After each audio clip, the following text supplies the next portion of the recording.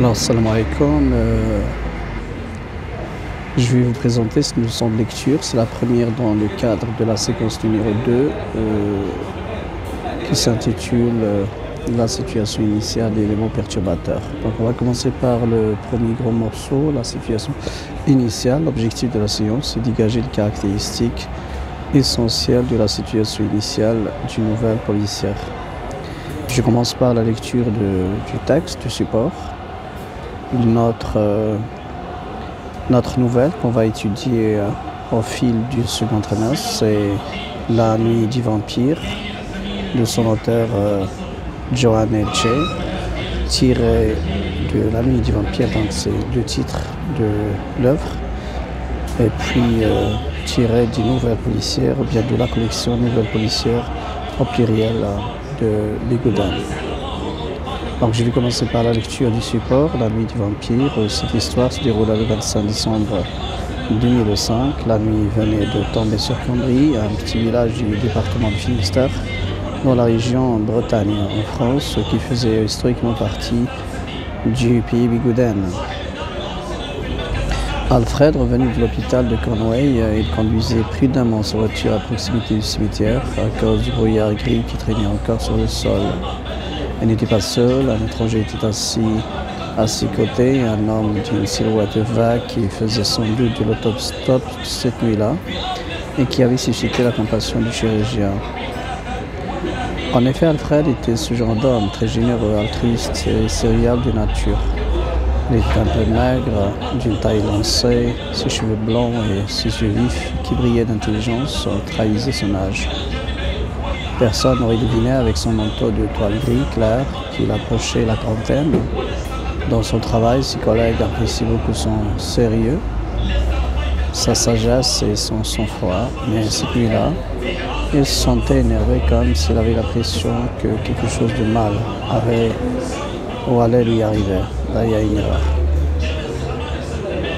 Inquiet, il demanda à son compagnon, « Dis-moi, cette nuit est sombre, on ne voit pas la route et cela nous donne la chair d'épaule. Pas toi ?» La réponse, « Non. Moi, j'aime les nuits brumeuses, là où on pourrait croire que quelque chose peut nous arriver à tout instant. » Le lendemain, le téléphone sonna dans le commissariat. L'inspecteur Justin décrocha. C'était l'agent Gary. D'après Johann Elche, La nuit du vampire et nouvelle policière de Bigouden. Bien. Après cette première lecture du support, je vais passer à l'analyse du texte. Je commence par le premier point, les temps du récit. On va donc les analyser. Cette histoire se déroula le 25 décembre 2005. Voici une phrase qui résume toute l'histoire. C'est pour cela que vous avez un passé simple d'action ou de résumé d'action. La nuit venait de tomber sur Cambry.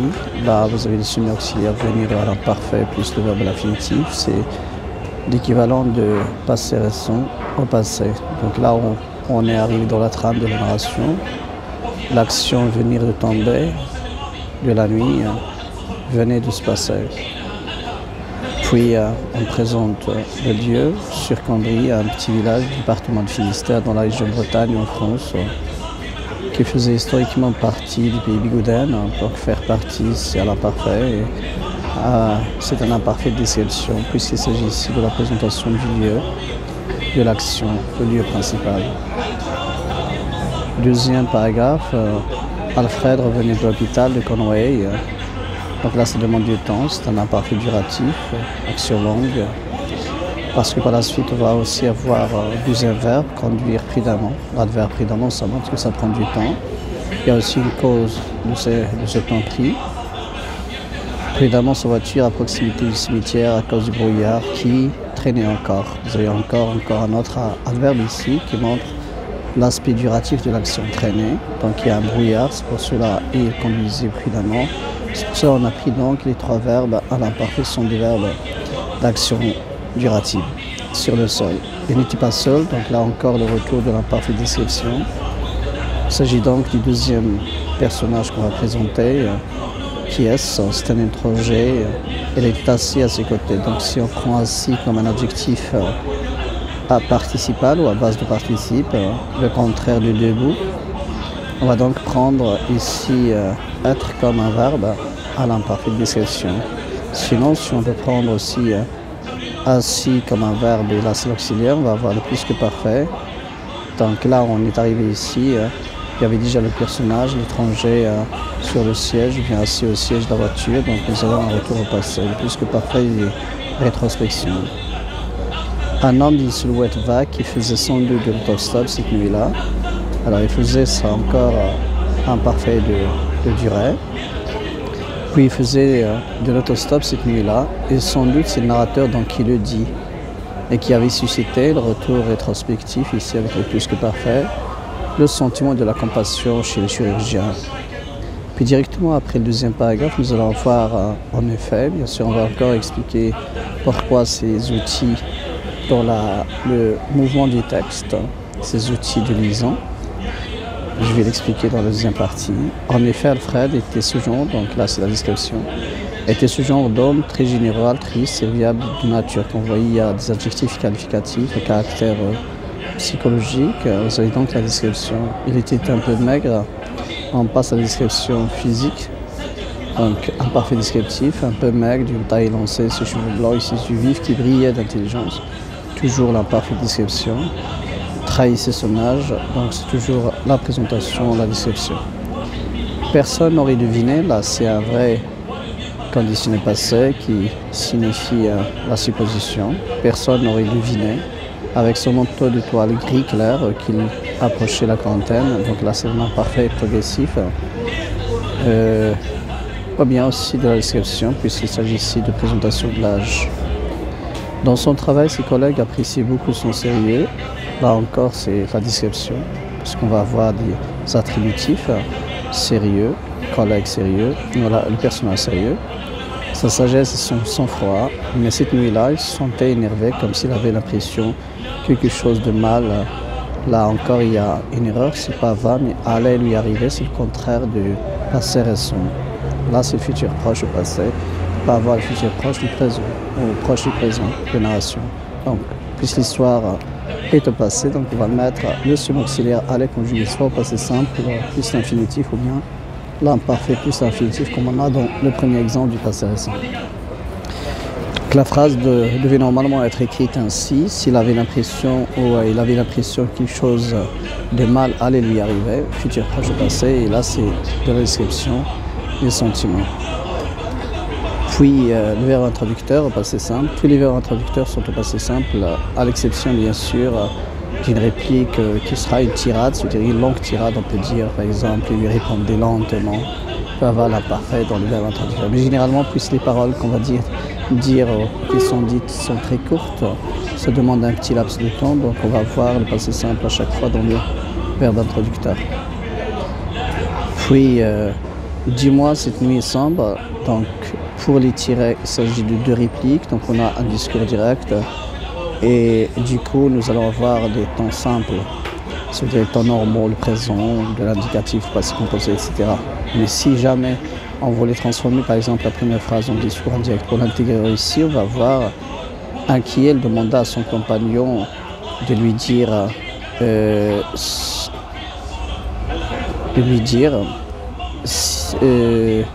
que cette nuit-là était sombre, donc on va voir d'abord l'impératif, c'est l'infinitif, et puis le présent, ça va devenir imparfait. Donc on ne voyait pas la route, et qu'on ne voyait pas la route, et cela lui donnait la chair de poule, et pas lui. Donc là, ce sera donc la transformation de ce discours direct. Par la suite, non, moi j'aime les nuits brimeuses, là où on pourrait croire que quelque chose de mal allait nous arriver à tout instant.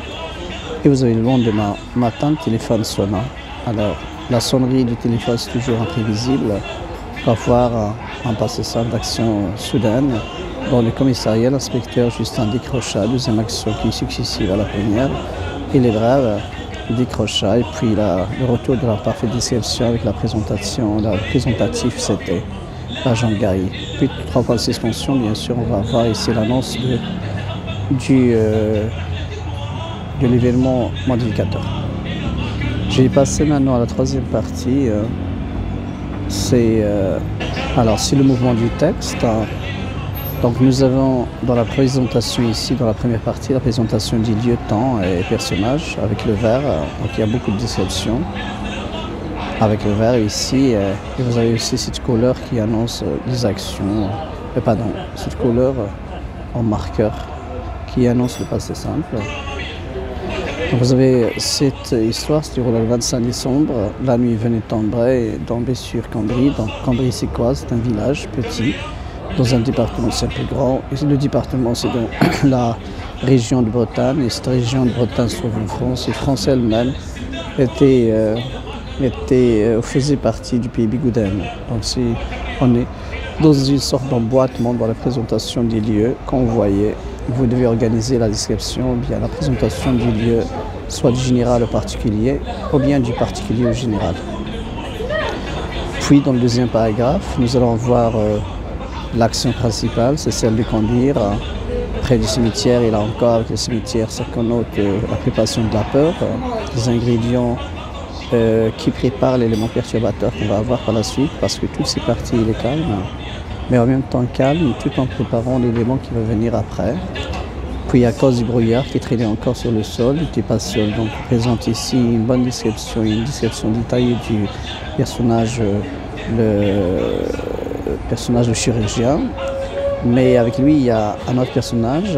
Le narrateur ne l'a pas présenté de manière claire et il a préféré de le présenter de manière vague parce que peut-être il pourrait bien être le criminel. Voyons un peu la description qu'ils ont fait. Un étranger tout assis à ses côtés, vous voyez bien, un homme d'une silhouette vague. Pourquoi avons-nous choisi cette présentation de ce personnage de cette manière? Parce qu'il allait jouer le rôle du criminel, qui faisait sans doute de l'autostop cette nuit-là. Vous savez qui avait suscité la compassion du chirurgien? Là, c'est le narrateur qui le dit. Puis directement, au début du paragraphe suivant, nous allons avoir le coordonnant en effet, que nous avons déjà étudié dans les leçons de langue, et nous avons dit qu'en effet, c'est une sorte de coordonnant qui assure une justification d'un A. Donc B qui est après en effet doit être une justification de A. Alors qu'est-ce qui prouve que probablement et sûrement c'est la compassion que le chirurgien avait sentie quand il avait rencontré cet homme faisant de l'autostop, il l'avait transporté avec lui. Voici les justifications que le narrateur donne. En effet, Alfred était ce genre d'homme très généreux, altruiste, serviable. Ces trois adjectifs à caractère moraux ou à caractère moral montrent que véritablement c'était la compassion que le chirurgien avait sentie à l'égard de ce monsieur pour le transporter. Encore une autre chose, dans la présentation du lieu, nous avons dit qu'on est parti du particulier général. La même chose encore ici pour les portraits. On doit les organiser et on passe d'un portrait à un autre. On ne peut pas les mélanger. À l'exemple de... Ici, vous avez le portrait moral, puis directement le portrait physique. Il était un peu maigre, taille lancée, ses cheveux blonds, ses yeux vifs, comme vous voyez.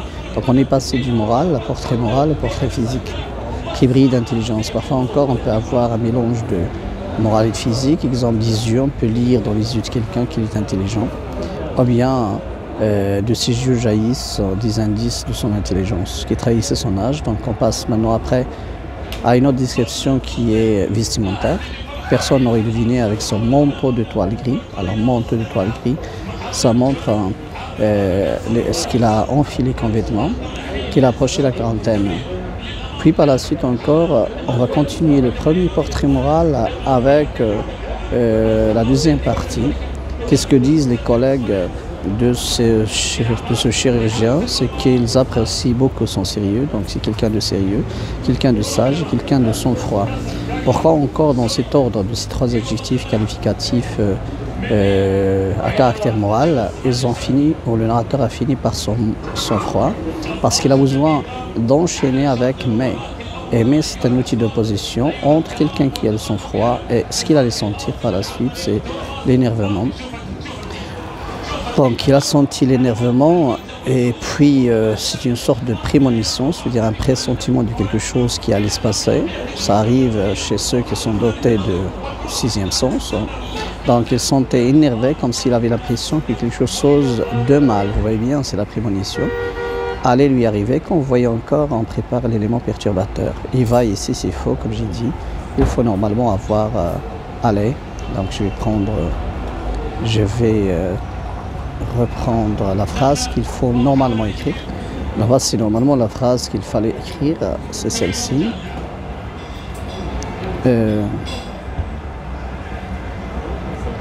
Pardon.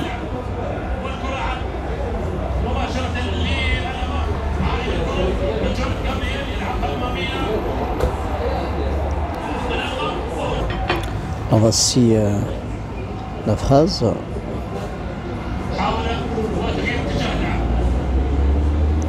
Donc voilà la phrase qu'il fallait normalement écrire. Il se sentait énervé, comme s'il avait l'impression que quelque chose de mal allait lui arriver. Et bien sûr, c'est une sorte de futur proche au passé, et ce futur proche il va s'avérer véridique ou vrai. Par la suite, on va découvrir qu'il avait raison de se sentir énervé, même si normalement ses collègues apprécient son sang-froid. C'est connu pour quelqu'un qui est très calme. Alors maintenant, on passe au dialogue. Inquiet, il demanda à son compagnon « Dis-moi, cette nuit est sombre, on ne voit pas la route et cela me donne la chair de poule. » Donc là encore, vous avez un contraste entre le bien et le mal. Nous avons ici un chirurgien très compatissant, un chirurgien qui est altruiste, serviable, etc. Mais face à lui, il y a un étranger. Cet étranger, il est probable qu'il soit le criminel de l'histoire.